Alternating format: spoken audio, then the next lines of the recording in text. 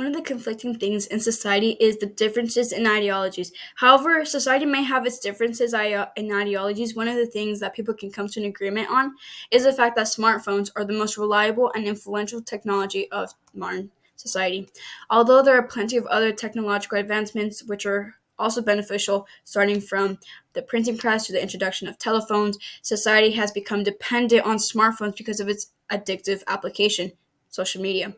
Although it is very reliable, other than its ability to provide connections, is social media beneficial to society?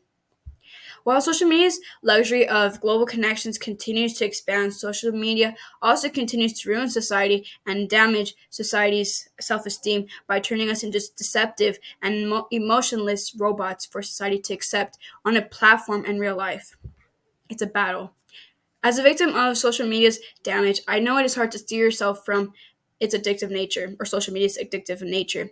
Yet, by continuing to consume social media's content, we both know we will regret it later because of its negative and addictive content, even if you originally went to talk to a friend. Today, I urge you to remove yourself from the screen and cut the wire that has, in which social media has tied your brain so that you can grow and you can develop correctly. I want to persuade you, teenagers, to drop and stop using social media.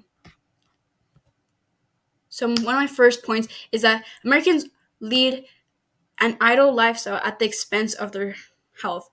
About 1 in 5 adults say that they use Twitter and Reddit, and this is from a Gallup study. And there's also a study that shows that 68% of Americans report using social media platforms. And additionally, 78% of 18 to 29-year-olds say that they use Instagram, far higher than the share among of 65 and older, which is at 25%. And this just shows how much more social media is consumed by teenagers rather than older audiences. Teens who spend more than 5 hours a day on social media were 2.5 more likely to express suicidal thoughts or harm themselves, and 2.4 times more likely to hold a negative view of their body, and 40% more likely to report a lot of sadness the day before. This is a study from Rothwell. This means that the time we spend on social media predicts significantly lower mental health and higher discomfort with one's body in simple models adjusting only for child sex and age. Coincidentally, children who exhibit self-control and sustain a strong relationship are far less likely to spend 4 hours or more per day on social media. Teenage social media use, combined with their exponential decreasing self-esteem, feeds one of the social media's main risks: cyberbullying. The Common Sense Media survey states that 13% of teens reported being cyberbullied at least once, which is 13 too many. And this is a report from Allen. While staying off of social media can help, nearly two-thirds of teens who use social media said that they are often or sometimes come across racist and sexist and homophobic or religious-based hate content in social media. Fortunately, there's a quick action that we can do.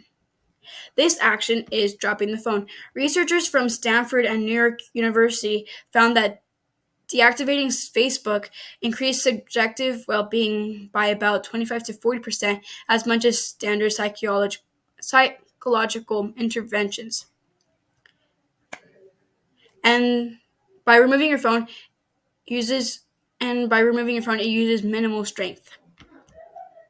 The next point is by removing social media can also decrease mental illness. And another study from researchers at the University of Pennsylvania looked at the impact of limiting the use of social media, and after 3 weeks, the group with limited use had significant reductions in loneliness and depression compared to the control group.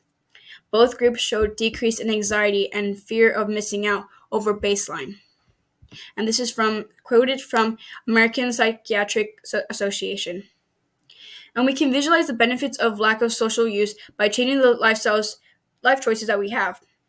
We can waste our time on social media and ignore our issues, but